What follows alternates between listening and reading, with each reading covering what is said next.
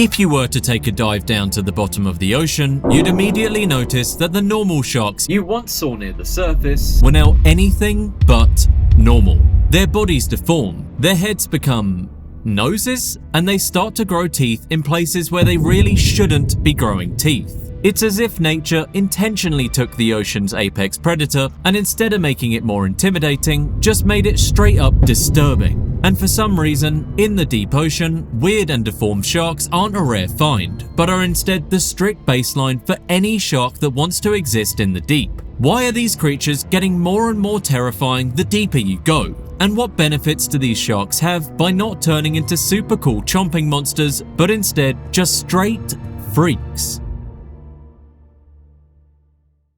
Well, to understand what is actually happening to these sharks, we need to understand that the creepiness usually isn't just for show, but actually has some sort of evolutionary purpose of evolution. Look here, this is probably the most default shark in the world, the Caribbean reef shark. And because they live in the highest zone in the ocean, they're basically basic.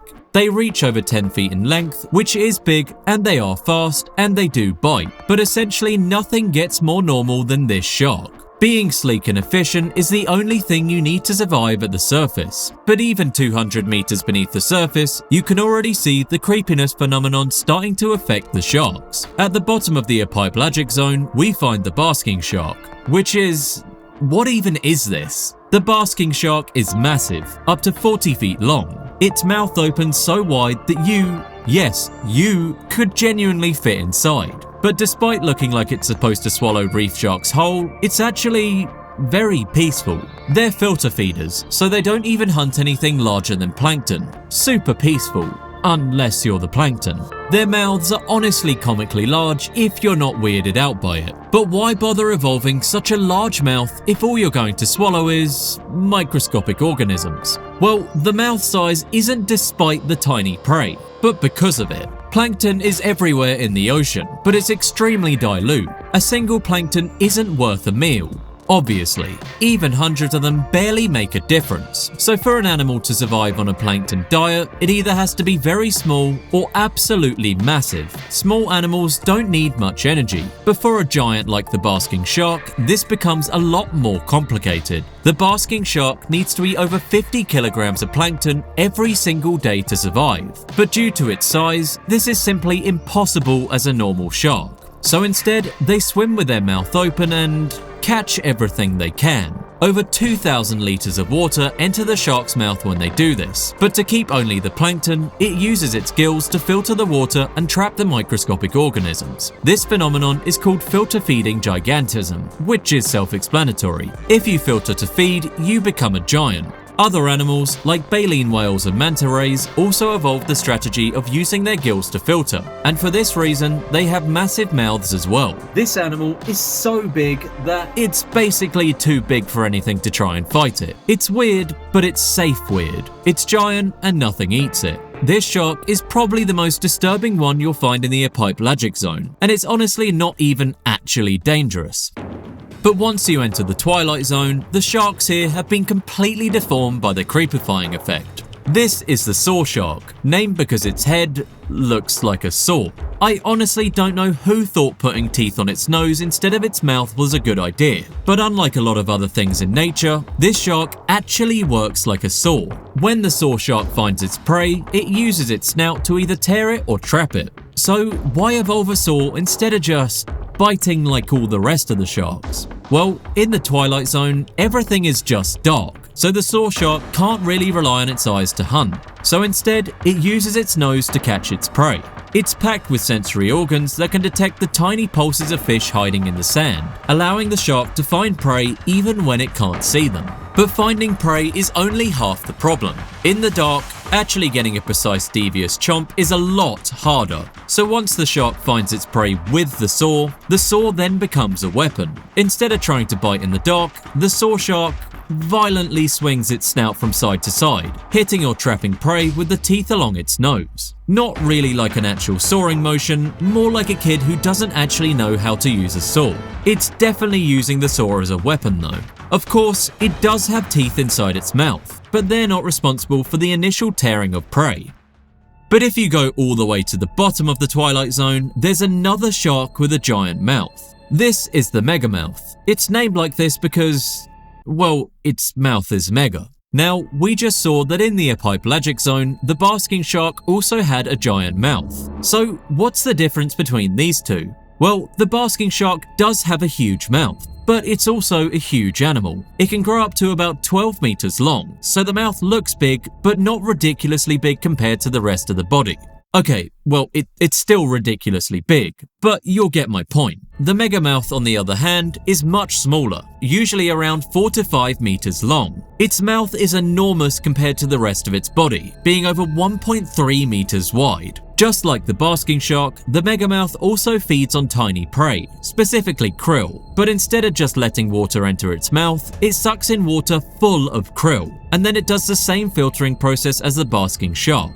One theory suggests that, because the inside of its mouth reflects light, the megamouth might keep its mouth open in the dark waters to attract krill instead of swimming toward them. But this shark is actually super rare, so we're not really sure, and all that we have right now are just theories. We know a lot more about basking sharks since they're way closer to the surface, but even though megamouths are only in the Twilight Zone, it makes them hundreds of times more difficult to research. There's only ever been around 110 sightings ever. So what could be even deeper than this?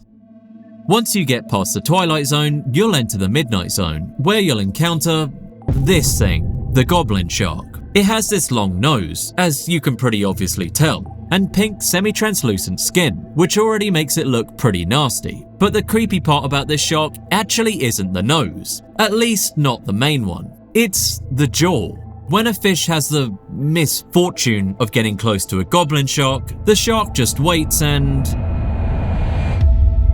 The goblin shark is slow, and if you're slow, you'll never catch anything. So the shark made its jaw fast instead. Since deep-sea creatures are rare, energy is at an all-time low. It can save energy until and only until it needs to hunt, with only its jaw. Instead of making the whole body fast, the shark can just do almost nothing even when hunting in the deep and save as much energy as possible. The design is actually really efficient. The shark doesn't waste energy constantly swimming at high speeds or chasing food over long distances. Most of the time, it can simply glide slowly through the dark water, conserving energy. Then, when the opportunity appears, it takes it. You can't afford to waste energy on a missed meal this deep in the ocean. Okay, cool. But what on earth is that ridiculous nose for? It's basically just another sensory organ for electric signals, especially since at this point in the Midnight Zone, it's so deep that there isn't even a faint light from above. It's completely black.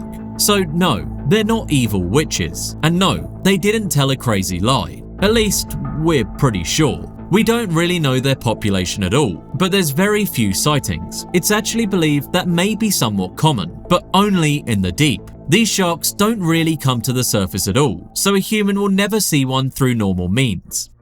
At the very bottom of the Midnight Zone is a shark that somehow has an even weirder body than a giant nose. This is the frilled shark, but this shark doesn't actually look like a shark. It looks like an eel.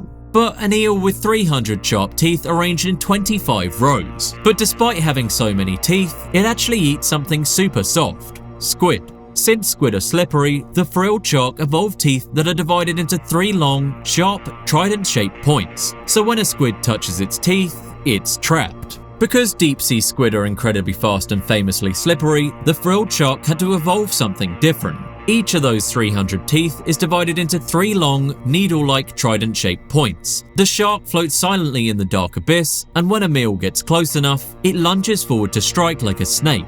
Once a slippery squid even grazes those backward curving teeth, it's completely hooked. The more the squid struggles, the deeper it gets snagged, making escape practically impossible. If a normal shark like a great white or a tiger shark tried to catch a deep-sea squid this way, ignoring the fact they'd die from the pressure, it wouldn't really work as easily. If you're trying to bite down on a slippery squid with teeth designed to slice and not trap, the prey can easily squeeze right out of the shark's mouth before it gets fully swallowed. There is another shark also found at the bottom of the Midnight Zone, and it might be the weirdest shark of all, the Greenland shark. And no, they aren't only limited to living in Greenland. These sharks are nasty, extremely old, and blind. And if you saw our video on Greenland sharks before, they're actually somehow apex predators. It moves at an incredible speed of 1 mile per hour. They're covered in parasites and filled with urea, and the reason why they're blind isn't even because they were born that way. It's just that every single Greenland shark has had its eyes eaten out by parasites. But it doesn't care. At the bottom of the midnight zone, you don't even see light anymore, so the Greenland shark instead relies fully on an insane sense of smell and electric fields to find carcasses or animals that are far away. Unlike all of the other deep sea sharks here that only live around 50 years, Greenland sharks live for about 400. So basically, there could be Greenland sharks swimming today that were already alive when the Mayflower landed. At this depth, the cold basically slows down everything. Your heart beats more slowly, you digest food slowly, and even finishing puberty for these sharks takes 150 years. This shark spends almost all its life drifting through the coldest parts of the ocean, looking for carcasses and waiting a really long time until the day it dies. So, what lies even deeper than this? Beneath the midnight zone is the final zone of all normal parts of the ocean, the abyssopelagic. This zone is so deep that even most deep-sea sharks can't even survive. It's deep for even specialized deep-sea creatures, except a very select few. This is the Cookiecutter shark, and although it's nowhere near the biggest shark we've mentioned, it's probably the most evil. Most sharks are predators, but this one is classified as a parasite and is the only known living shark that's classified as one. They're only about 20 inches long and fits on your arm, but instead of hunting and tearing a prey, the Cookiecutter shark uses its teeth to scoop out a perfectly circular chunk of flesh. A perfect circular chunk. Animals near the surface are often seen with circular wounds on their bodies caused by the Cookiecutter shark. We've seen marks on swordfish, boats, whales, and yes, they do attack humans despite being deep sea, since they sometimes swim up to the surface at night.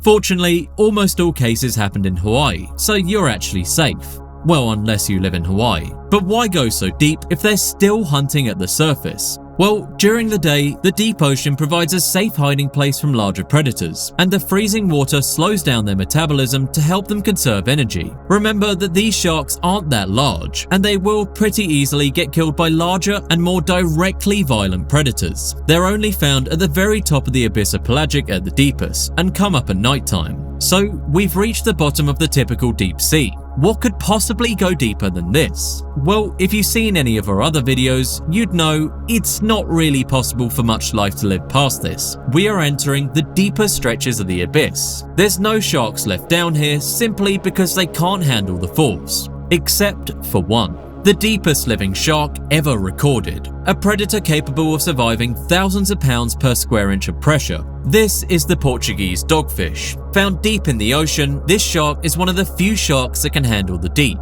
So how does this shark not just die? Well, about 30% of its body is just liver. This enormous organ is packed full of a special, low-density oil called squalene. Because oil is lighter than water and doesn't compress easily under pressure, this giant organ gives the shark perfect neutral buoyancy, allowing it to float in the dark without wasting energy. At this depth, you can't really choose what to eat or not, so the Portuguese dogfish eats literally anything it finds. It can spend days without eating a single meal. Its eyes are notably large for its body size, because even though it's pitch black, any faint glow of bioluminescence is something it has to spot. It may not find any other life for months if it doesn't. They're not fast, and they're not very aggressive either. The Portuguese dogfish is what you get if you strip away the muscle, the speed, and the power of a normal shark, leaving only the absolute basics it needs to exist and still be a shark. But you're probably wondering, the ocean is deeper than this. Why aren't there any sharks truly at the bottom of the ocean? Why do they seem to cap out at the 3,700 meter mark?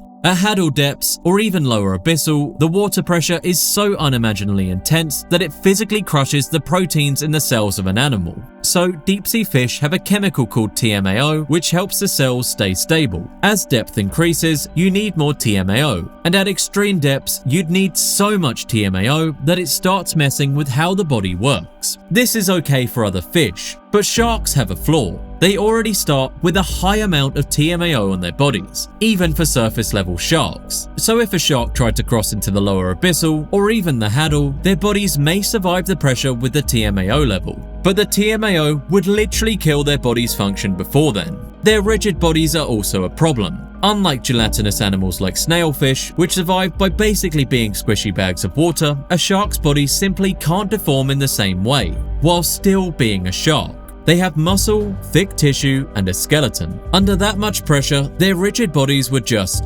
collapse. The shark build simply isn't designed for going that deep, no matter the adaptations, unless the adaptation is just not being a shark.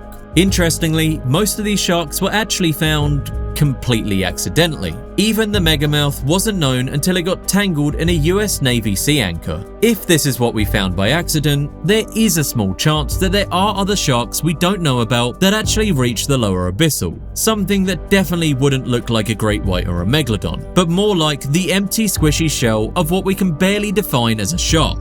Well, I don't know, but you and I definitely both won't be seeing it anytime soon. Thanks for watching, and I hope you guys enjoyed. And if you want to see our video about the largest shark to ever exist, check it out here.